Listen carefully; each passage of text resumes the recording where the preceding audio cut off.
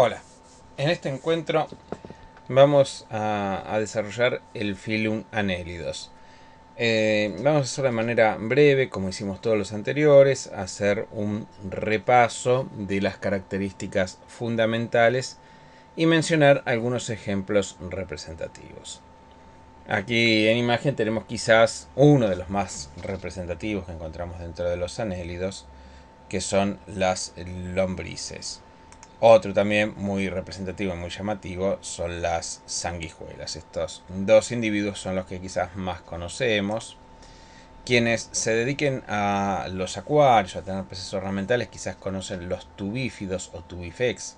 Son estas lombricitas muy finitas, muy chiquititas, de apenas 1 centímetro, 2, no más que eso, y que tienen la capacidad o la cualidad de sintetizar hemoglobina, que cuando están en un medio con bastante oxígeno, agua bastante bien oxigenada, con bastante oxígeno disuelto, se colocan, se ponen de un color rojo muy intenso. Y eso es porque tienen hemoglobina, sintetizan muy buena hemoglobina.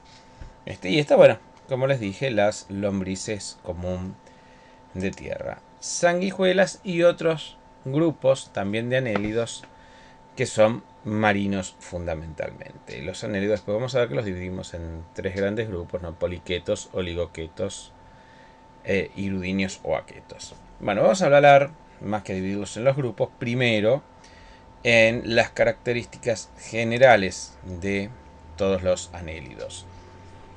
Vamos a hacer el mismo patrón que venimos haciendo en todas las clases anteriores. Son individuos bilaterales, ya lo sabemos, desde que hemos dejado atrás los nidarios todos son bilaterales, triblásticos y celomados. Son metaméricos, hay repetición de segmentos, repetición de estructuras en cada parte del cuerpo. Poseen un esqueleto hidrostático, tiene un líquido que los mantiene con su formato, y que este líquido celómico, reminiscencia de líquido blastocélico, este líquido les da la estructura y el tipo de musculatura que tienen, que es musculatura del tipo transversal y longitudinal, les permite hacer un movimiento de acortamiento, alargamiento, afinarse y ensancharse. De esta forma logran moverse, y quien haya tenido alguna vez una lombriz y haya jugado con una lombriz en sus manos, sabrá que puede afinarse y hacer mucha fuerza y pasar, por ejemplo, entre dos dedos. Eso lo da el tipo de musculatura que tiene y el líquido son los que forman el verdadero esqueleto hidrostático. El sistema digestivo es completo, es regionalizado, sobre todo las lombrices. Ahí está lo que se conoce como glándula para la cal. Pueden sacar la parte del carbonato de calcio que absorben el suelo, ya que las lombrices se alimentan de tierra. Y bueno, hacen todo el proceso con el cual después forman el compost. Lo vemos más adelante. Y un sistema circulatorio cerrado que circula por vasos, o sea, no está libre la sangre como en otros grupos. El intercambio gaseoso puede ser a través de las branquias, sobre todo en los marinos, de los parapodios. Vamos a ver por lo que son los parapodios, los lugares donde se insertan ciertas estructuras oquetas. Un sistema nervioso bastante bien desarrollado, ¿no? Con dos cordones, con nervios, órganos táctiles. Esto hace también al sistema digestivo desarrollado, fotorreceptores. Si bien una lombriz, sigo con el ejemplo más común que podemos conocer, que es una lombriz, si bien una lombriz no ve una imagen, si uno coloca una lombriz en una superficie donde hay luz y hay una parte que está con sombra, con menos cantidad de luz, va a irse a ese lugar con menos cantidad de luz. El sistema excretor está estructurado con un sistema especial de metanefridios. En realidad son meganefridios de origen mixto, exonéfricos, meganefridios exonéfricos. O sea que cada segmento está filtrando y enviando hacia el exterior. No son enteronéfricos, no hay un túbulo colector que colecte todo lo que sería la orina, sino que cada nefridio va a irte al exterior, por lo tanto son exonéfricos. Y tienen unas estructuras quitinosas a modo de agujas de costado, que se llaman el nombre de quetas, ¿sí? Que son saliencias que le van a servir en muchos casos para trabarse, para movilizarse, desplazarse. Y bueno, hay algunas especializaciones que pueden ser tentáculos, palpos y demás, sobre todo obviamente en las especies marinas. De los tres grupos que tenemos, si bien tomamos mucho el ejemplo de las lombrices, vamos a mencionar las características de los tres y vamos a hacer un pantallazo y un repaso rápido por los tres grupos. Todos son dioicos, son hermafroditas, en algunos casos es bastante especial el tipo de reproducción y en algunos hay reproducción asexual. Me detengo un cachito con esta reproducción asexual porque más de uno habrá escuchado alguna vez o sabrá que si uno tiene una lombriz, la corta al medio, la lombriz se regenera. ¿Es cierto o no es cierto? Bueno, la respuesta serían las dos cosas. ¿Qué quiero decir con esto? Que sea cierto y que no sea cierto. Si yo tomo una lombriz y la corto, la parte que tiene la cabeza, que contiene la cabeza y parte de cefalización de la parte nerviosa, esa parte es la que puede regenerar la parte final de la lombriz. Ahora, si yo la parte de corte del extremo caudal, esa parte no se regenera, esa se pierde. O sea, se cicatriza, repara, como quieran llamarlo, la parte que tiene las estructuras cefálicas. Solamente esa. O sea, si yo tengo 10 lombrices y quiero tener 20 lombrices, si las corto a la mitad no voy a tener 20 lombrices, sino que voy a tener 10 lombrices más cortas. Y lo más probable que suceda es que muchas de ellas mueran. Entonces no es lo más común que se dé este tipo de reproducción asexual. Y es muy raro, casi imposible, que si bien hay células indiferenciadas, que una parte caudal logre volver a formar la cabeza. Es muy difícil, muy raro y sí se da, pero prácticamente en excepciones no es lo común. Bien, haciendo esa salvedad de lo que es prácticamente excepcional, ahora sí vamos a los tres grupos. Los poliquetos, oligoquetos e irudinios.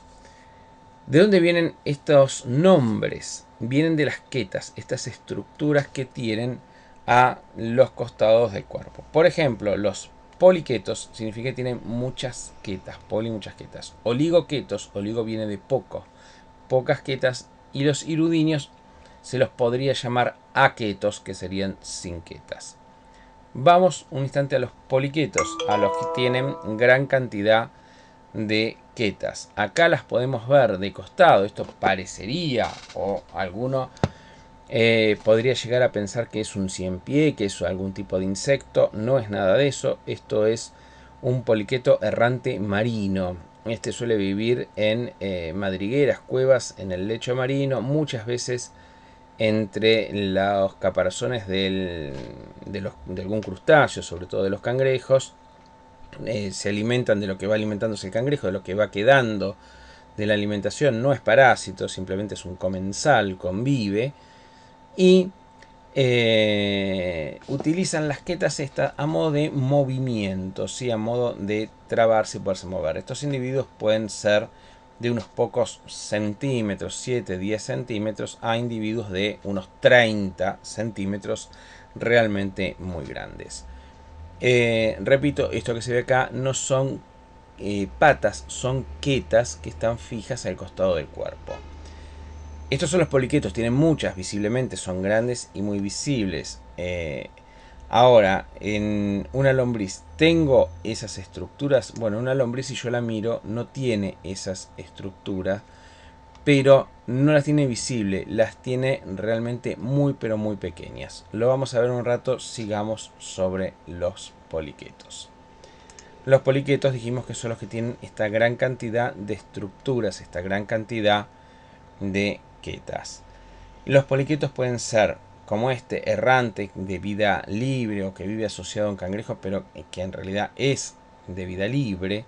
Pueden vivir sésiles, fijo a un sustrato, como son ciertos poliquetos tubícolas. Esta es una especie que es exclusiva de la laguna de Mar Chiquita, ¿sí? Se lo encuentra realmente en grandes, formando grandes arrecifes. Es una especie endémica de ese lugar, o sea, uno va por ese lugar y puede encontrar, si uno saca algún tipo de material que esté sumergido. Acá es un caracol con la gran cantidad de arrecifes, esto es una campana de freno y bueno, cosas que se han tirado, descartado sobre la laguna. Si uno los saca, los toma, va a encontrar estos poliquetos, estos arrecifes de poliqueto en muchas cantidades, y esto se da en toda la zona endémica de la laguna de Mar Chiquita. La laguna de Mar Chiquita está en la municipalidad de Mar Chiquita, sobre la ruta 11, entre lo que sería Mar de Cobo y justo el peaje, donde uno, si viene de Mar del Plata, iría para el lado de Gesell, Pinamar, Mar de Ajó, o si viene de Mar de Ajó, Pinamar, Gesell, bueno, cruza el peaje y ahí tiene la localidad de Mar Chiquita. La laguna está alimentada con agua del arroyo Viborata. Bien, esto es como son estos poliquetos cavadores. Generan un hueco en la arena, se meten dentro de la arena, dejan su parte cefálica con branquias, con tentáculos fuera para poder alimentarse, para poder defenderse, y cada una de las quetas la utilizan para trabarse en este tubo que tienen cavado en la arena. Lo mismo ocurre con arenícola, que hace un tubo de doble entrada y salida, lo cual le permite una corriente de agua, y la corriente del agua, al pasar y arrastrar materia orgánica o alimento, queda trabado en él y se puede alimentar. Pero tiene un tubo hecho en la arena con entrada y salida. Esto es lo que uno puede encontrar cuando hay una baja en la marea, y encontrar estos huequitos por donde tenemos muchas veces estos anélidos. Bien, ahora sí vamos a los oligoquetos. Los oligoquetos son o terrestres o de agua dulce. Las lombrices son terrestres, hay varias especies, Lumbricus, Fenetima, bueno, la lombriz de California, que es otro tipo de lombriz. Tenemos muchas cantidades, muchas variedades, no es una sola especie cuando vemos una lombriz. Dulce acuícolas o de agua dulce, como vimos los tubífidos en la primera foto. Tienen pocas quetas, ¿sí? Por eso son oligoquetos. Son muy pocas quetas que no son visibles a la vista. Si yo veo una lombriz, visiblemente no le veo ninguna queta. Pero si hacemos el mismo jueguito que planteé cuando empezamos la clase esta, de tomar una lombriz y tenerla en la mano, si la forzamos, la agarramos fuerte o hacemos que pase haciendo fuerza por entre los dedos, vamos a notar que a pesar de su piel lisa y húmeda, parecería ser áspera. Y en realidad eso que parece ser áspero son las quetas que están rozando contra nuestros dedos. Otra prueba que podemos realizar es colocar la lombriz sobre un papel y escucharemos en el papel el ruido del roce de estas quetas, aunque no las estemos viendo. Todos los oligoquetos tienen clitelo, que es esta parte más blanquecina que encontramos y ensanchada en las lombrices, sin parapodios, que es el lugar donde se insertan estas quetas, un nivel de cefalización bastante bajo. Por eso es que muchas veces, o en algunos casos, vuelvo a decir, no siempre, se puede dar la regeneración. Y son hermafroditas con desarrollo directo. Esto significa que del huevo no va a salir una larva sino una lombriz, pero la reproducción es un tanto más compleja. Y el otro grupo, el que dijimos que debían llamarse aquetos, son los hirudinios, las sanguijuelas, también terrestres, acuícolas, y hay casos o ejemplos marinos. Tienen número fijo de segmentos, pero no tienen ningún tipo de queta. Para movilizar se utilizan dos ventosas, la ventosa oral, que es la que además utilizan para la alimentación, y la ventosa posterior, que es la que utilizan para fijarse y sostenerse y poderse mover por las superficies. O sea, con el juego de dos ventosas pueden moverse por las superficies. No tienen clitelo, ese ensanchamiento no lo estamos viendo. No tienen, como dijimos, ni parapodios ni quetas. Bueno, celomados, esto ya lo habíamos dicho anteriormente, y también hermafroditas de desarrollo directo. Estos individuos son hematófagos, se alimentan de sangre. Ahí lo vemos precisamente sobre una pierna cuando se fijan, generalmente cuando uno entra a cuerpos de agua, termina fijándose en la piel y pueden pasar varios días y aumentar mucho su tamaño, ya que toman sangre en buena cantidad para que pasado el tiempo y sin posibilidad por ahí de volver a alimentarse, tengan una reserva de alimento. Por lo tanto, cuando se fijan pueden pasar 1 o 2 días fijados al cuerpo si uno no se los saca, está en un campamento o en situaciones extremas donde no hay cambio de ropa, hay un borceguí o botas puestas, pueden pasar bastante tiempo adheridos al cuerpo y tomando sangre.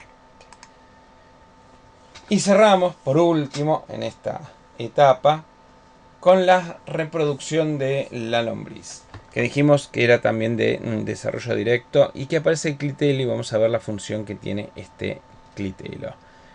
El clitelo, la función que tiene es producir unas células de moco, unas células que ese moco que producen luego se solidifica, pasa a través del cuerpo de la lombriz y va a formar una estructura final, un capullo, el cual va a englobar grandes cantidades de huevos de lombrices, donde más adelante van a eclosionar las lombrices. ¿Por qué se da esto? ¿Cómo se da esto? Sencillamente, las lombrices para copular se ponen en esta posición invertida que hemos visto por la combinación de los segmentos donde están las estructuras masculinas y femeninas.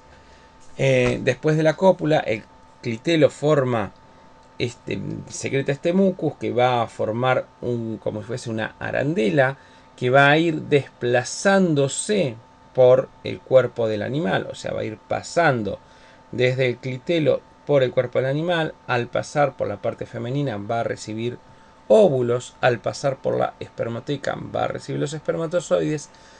En ese capullo se fecundan y ese capullo al llegar al extremo sale, se cierra y en ese momento tenemos este capullo que es el que va a contener todos los huevos fecundados, y una vez que alcancen la madurez van a eclosionar y se van a liberar en la tierra, obviamente, y van a estar ahí los nuevos ejemplares de lombrices. Simplemente puse esto como detalle de reproducción, no me voy a meter en otras reproducciones especiales de los otros grupos, pero por lo menos para ver la función del clitelo que está en las lombrices. Bueno, esta es la clase breve, concisa y puntual sobre el Phylum Annelidos. Seguimos en la próxima clase.